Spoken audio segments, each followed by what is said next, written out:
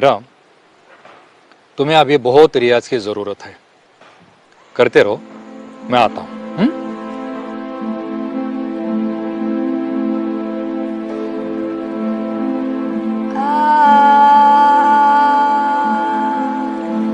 आप गलत गा रहे हो, ऐसे गाते हैं।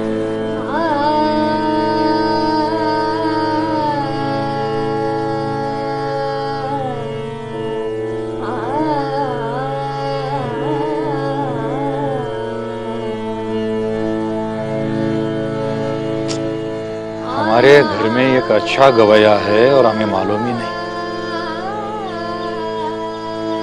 कल सुबह 6 बजे से लता की संगीत शिक्षा शुरू हो जाए। मैं खुद सिखाऊंगा।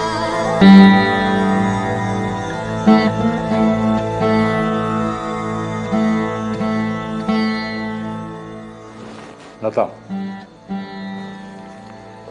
जो राग तुम कल गा रही थी उसी से तुम्हारी संगीत शिक्षा शुरू करते हैं। उस राग को पुरिया धनश्री कहते हैं। पुरिया धनश्री।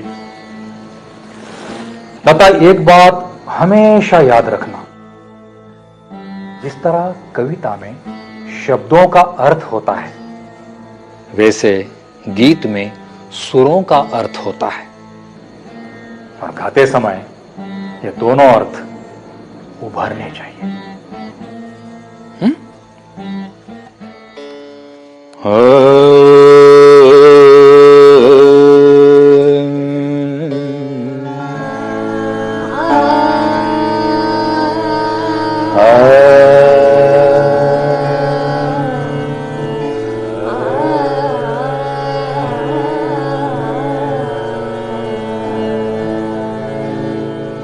बराबर है, बराबर है। हाँ, और एक बार। हाँ,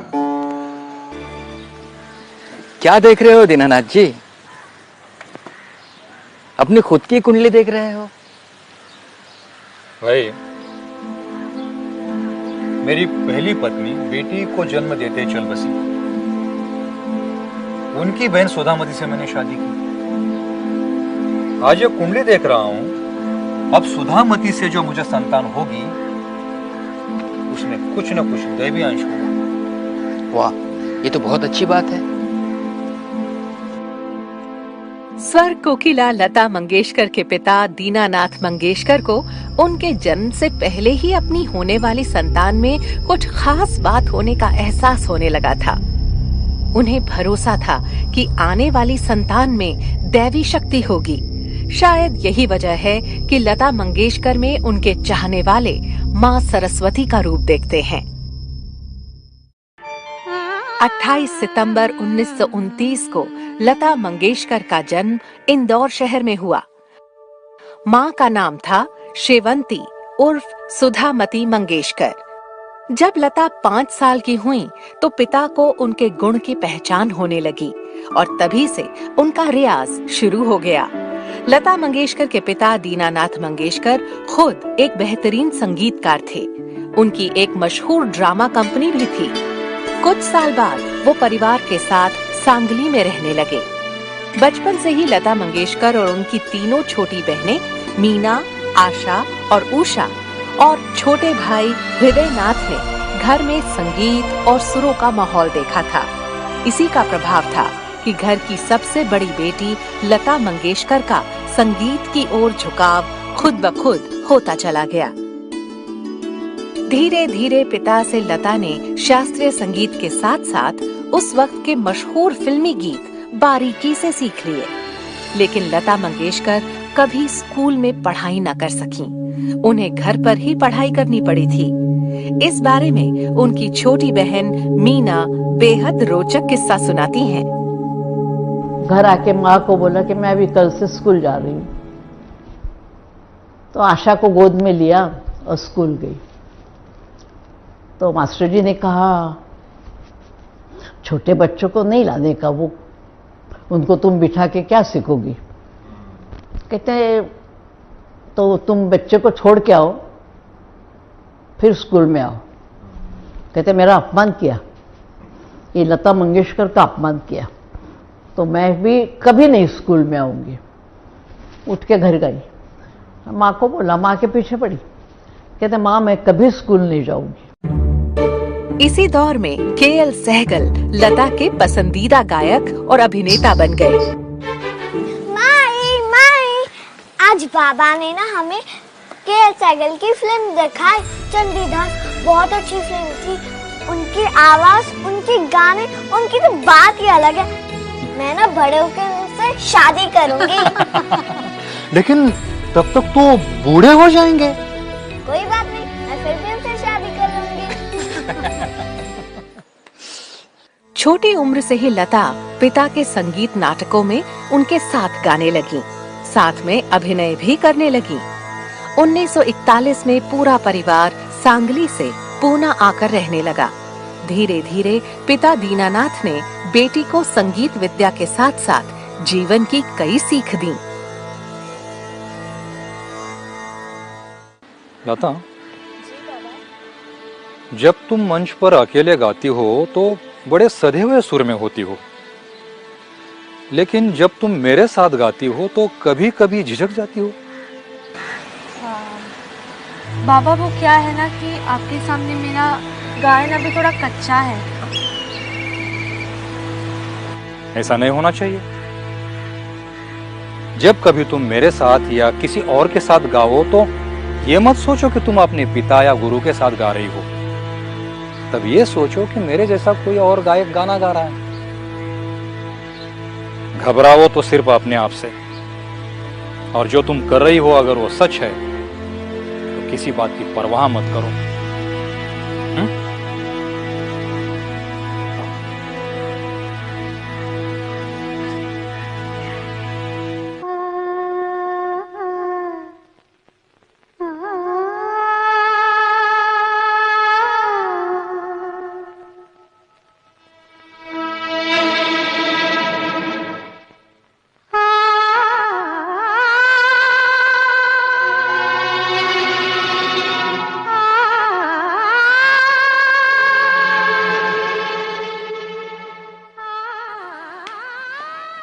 सुधामती, अब मुझे बिल्कुल चिंता नहीं है कि मेरे बाद मेरे परिवार की क्या दशा होगी। मेरे बाद लता तुम सबकी देखभाल करेगी। शायद अपने प्यारे बाबा की ये बात लता को मालूम थी, इसीलिए अपने प्यारे बाबा के इस दुनिया से चले जाने के बाद बेहिचक लता मंगेशकर ने परिवार की जिम्मेदारी अपने नाजुक कंधों पर उठाने का फैसला कर लिया। लेकिन सवाल था कि किया क्या जाए।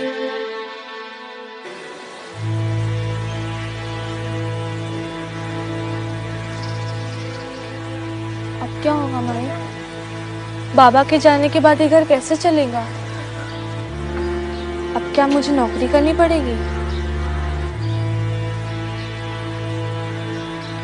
माई, मुझे गाने और नाटक में अभिनय करने के सिवा और कुछ नहीं आता।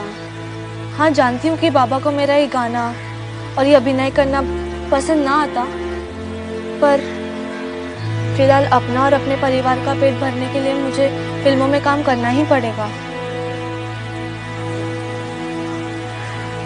लेकिन वो भी कैसे मिलेगा? बाबा के दोस्त है ना, अभिनेता श्रीपद जोशी, उन्होंने फिल्में बनाने वाले मास्टर विनायक से बात की है। वो एक फिल्म बना रहे हैं, उसमें एक छोटा सा रोल मिल जाएगा और एक आध गाना गाना होगा। इससे कुछ पैसे तो मिलेंगे।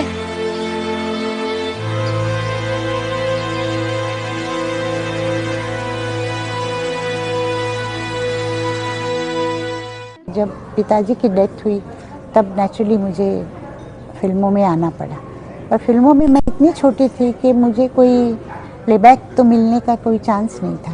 तो यही एक रास्ता था कि मुझे काम करना पड़ा।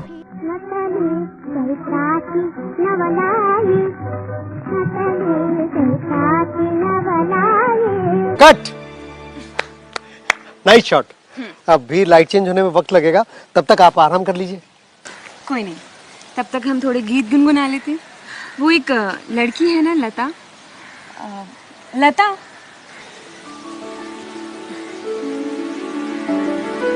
जब भी हमें फुर्सत मिलती है ना तो हम लता के साथ सेट पर बस थोड़ी गीत गुनगुना लेते हैं। लता बहुत ही अच्छी जुगलबंदी करती है हमारे साथ, बहुत ही सुंदर गाती है ये विनायक साहब। मैं आपको बोल रही हूँ, एक दिन ये बहुत ही आगे बढ़ेगी, आप बस देखते जाना और तुम बस रियाज करती रहो, बहुत नाम कमाना।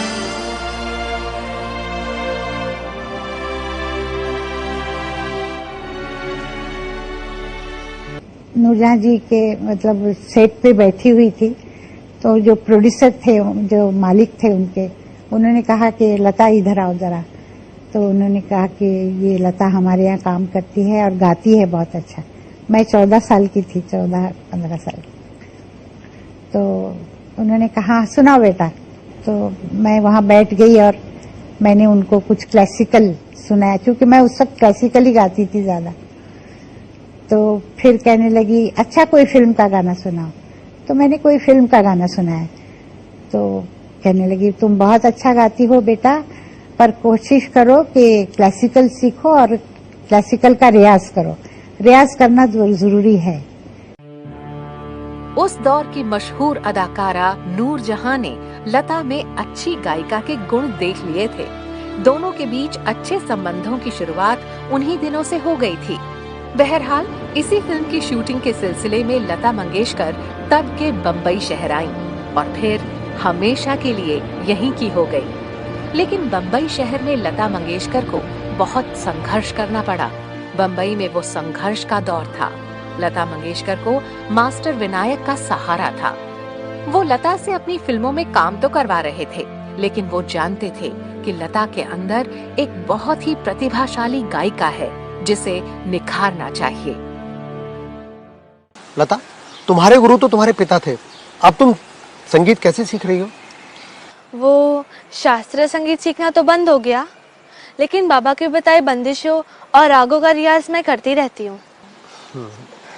मुझे लगता है कि तुम्हें अपने पिता की शिक्षा को आगे बढ़ाना चाहिए। आज से उस्ताद अमाना अली खां साहब तुम्हें शास्त्रीय संगीत सिखाएंगे।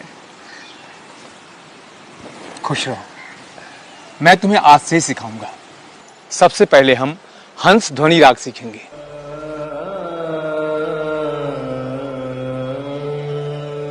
दूसरी तरफ परिवार चलाने की मजबूरी में लता मंगेशकर कुछ फिल्मों में काम करती रहीं, लेकिन धीरे धीरे उन्हें प्लेबैक सिंगर के तौर पर गाने के मौके मिलने लगे। लता मंगेशकर को एक्टिंग में ज्यादा रुचि थी ही नहीं, सो जैसे ही उन्हें गाने का काम ठीक ठाक मिलने लगा तो उन्होंने ईश्वर को धन्यवाद कहा और 1947 में एक्टिंग को अलविदा कह दिया।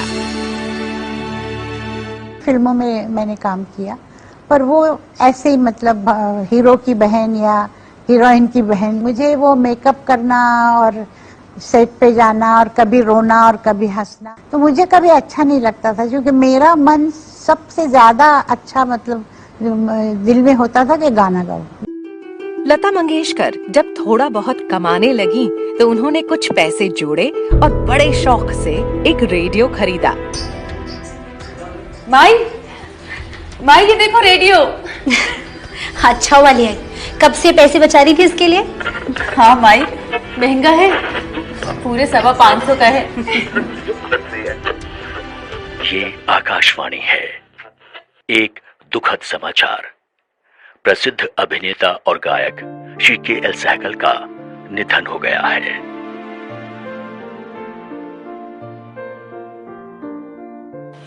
ये कैसी खबर आई माई? नया रेडियो और सबसे पहली खबर मेरे पसंदीदा के.एल. सहगल साहब के देहांत की। वो तो मेरे आदर्श थे। मेरी बदकिस्मती के मैं उनको कभी मिल भी नहीं पाई। ये तो बदशगनी हो गई माई। मैं इसे कल ही बेच आऊंगी, भले ही कम रुपये मिले। अब मुझे ये रेडियो नहीं चाहिए।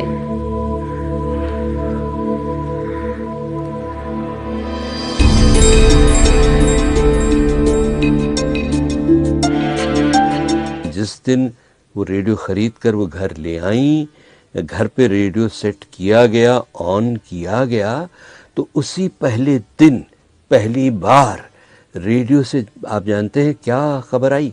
खबर ये आई कि अब केएल सहगल नहीं रहे। बहुत उनको सदमा हुआ, दुख हुआ। देखिए शशिधर मुखर्जी साहब, आप एक बार इनकी काबिलियत को देखिए, ये बहुत अच्छा गाती है। देखिए मेरा जो विरोध है ना, अरे एक बार मौका तो देख, आप कुछ नहीं समझेंगे।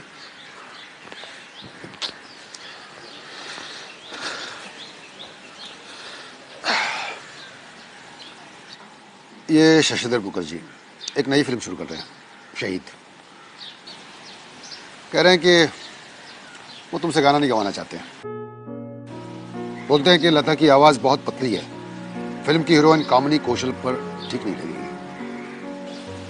आने वाले कुछ सालों में ये सारे प्रोड्यूसर, ये सारे डायरेक्टर तुम्हारे कदमों में होंगे, अपनी फिल्म में गवाने के लिए तुमसे भीख मांगेंगे। लेकिन कोई बात नहीं, मैं एक फिल्म का संगीत दे रहा हूं और फिल्म का नाम है मजबूर। तुम उसमें गाओगे और गाने के बोल हैं, दिल मेरा तोड़ा किसी का ना छोड़ा, हाय तेरे प्यार ने दिल मेरा तोड़ा। लता, एक बात का हमेशा ध्यान रखना, गाने के बोल, और ये भी समझो जो तुम गाना गा रही हो वो किस अदाकारा पे फिल्माया जा रहा है। इससे तुम वो गाना और बेहतर गा सकती हो। और एक बात हमेशा ध्यान रखना, गाने का एक एक अल्फाज, एक एक शब्द बिल्कुल साफ सुनाई देना चाहिए। बस इस बात का ख्याल रखना। लता मंगेशकर को गाने के ऑफर्स आने लगे। उनकी पहचान फिल्म इंडस्ट्री में बनने लगी। इसी दौरान एक बार उन्हें उस वक्त के मशहूर हीरो यूसुफ खान यानी दिलीप कुमार साहब की एक फिल्म में गाने के लिए बुलाया गया। जब लता मंगेशकर से उनकी मुलाकात करवाई गई तो दिलीप कुमार ने उन्हें कुछ ऐसा कहा जिसे सुनकर लता मंगेशकर को बहुत बुरा लगा। वो उस वक्त के मशहूर संगीतकार अनिल बिस्वास के सहायक मोहम्मद शफी के पास गईं।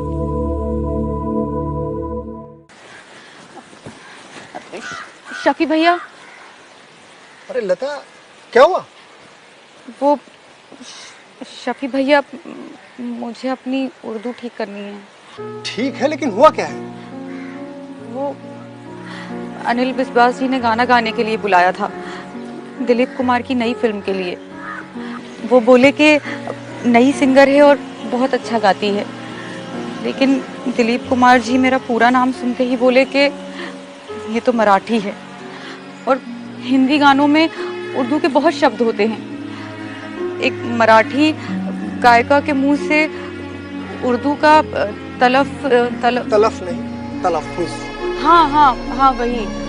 मराठी गायकों के मुंह से उर्दू मानो दाल भात की महक आती है। ये क्या जाने उर्दू का पघार। शफी भैया, मुझे बहुत गुस्सा आ रहा है।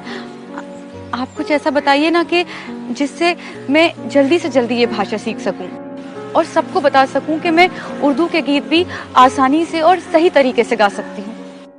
ठीक है, मैं आज ही किसी मौलवी उस्ताद से बात कर लेता हूँ, लेकिन तुम परेशान ना हो, ठीक है? मराठी लोगों के तलफ़ुज़ में थोड़े दाल चावल की बू आती है। अच्छा।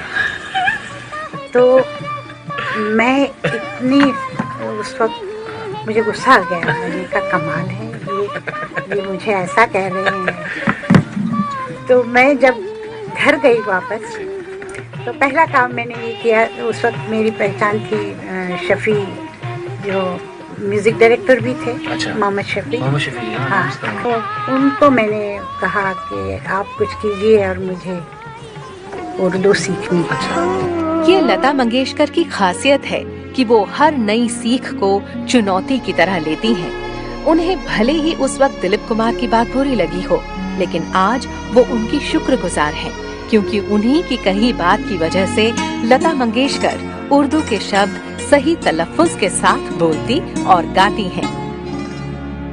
और फिर वहाँ से शुरुआत हुई। शुरुआत होते होते फिर एक गाना हुआ, 2 गाना, और फिर आएगा आने वाला आया, और फिर वो चल पड़ा। तब से वो चल ही पड़ा है। ये उन दिनों की बात है जब लता मंगेशकर लगभग 20-22 साल की थीं। तब उन्हें बहुत काम करना पड़ता था। वो दिन में 6 से 8 गाने तक रिकॉर्ड करती थीं। सुबह 2 गाने, दोपहर को 2 गाने और फिर शाम को 2-3 और गाने। पूरा दिन मेहनत करने के बाद जब लता थक कर सो जाती तो एक अजीब सा सपना उन्हें रोज रात को आता।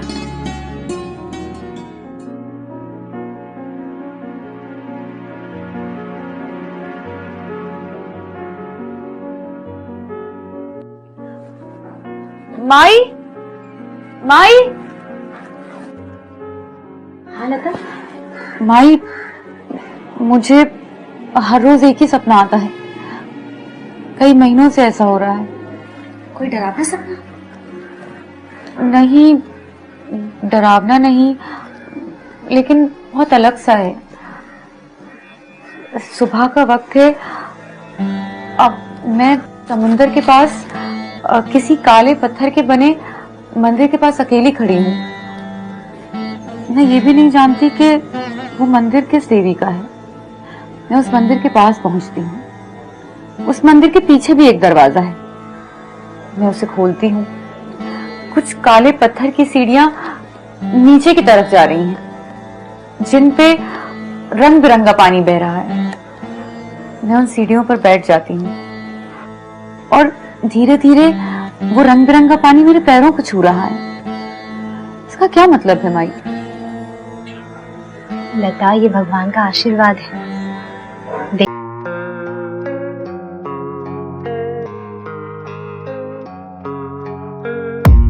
I don't really know what comes next. I'm just doing my best, even though I'm so stressed out. Everything just feels like a test that I fail, so depressed when I can't seem to get out. But something deep inside won't let me quit. I swear that I'm inspired by all this shit. Tell me that. और लगातार मेहनत करती रहीं। उन्होंने हर बड़े गायक के साथ गाना गाया, हर बड़ी हीरोइन की आवाज बनी। वो देश की सुनहरी आवाज बन गई।